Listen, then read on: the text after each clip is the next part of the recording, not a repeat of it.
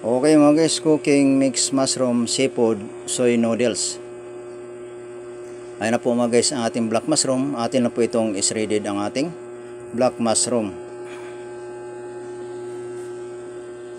Okay mga guys, ayan na po ang ating simji mushroom white and brown. Atin na pong inix ang ating carrots. Atin na po itong is-readied mga guys.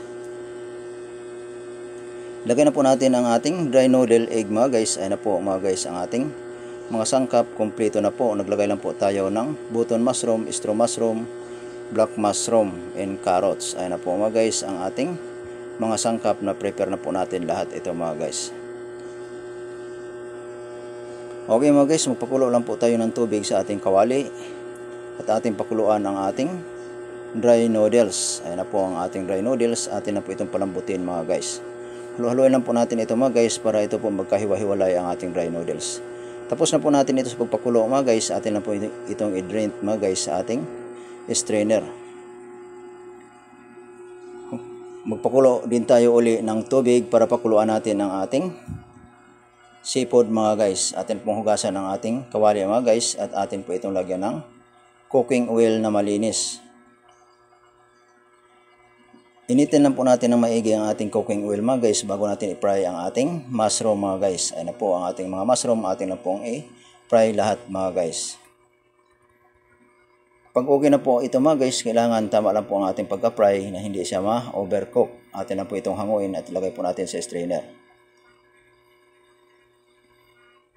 Isutin na po natin ang ating garlic and red onion mga guys at ilagay na po natin ang ating mushroom at ang seafoods. I-mix natin at haluin po natin ito mga guys. Maglagay lang po tayo ng sausing wine at atin po itong lagyan ng oyster sauce, white sugar, ajinomoto, chicken powder mga guys.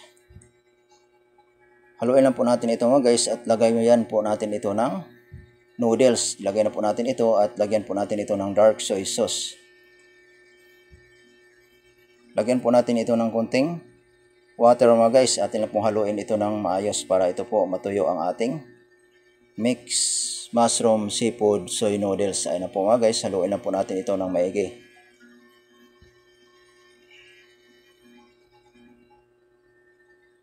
Halo ng halo lang po tayo mga guys at atin po itong lagyan ng sesame oil ang ating soy noodle mixed seafood. Ayun na po mga guys ang ating soy noodles. Tapos na po natin ito naluto. Ayun na po, ilagay na po natin ito sa ating plato.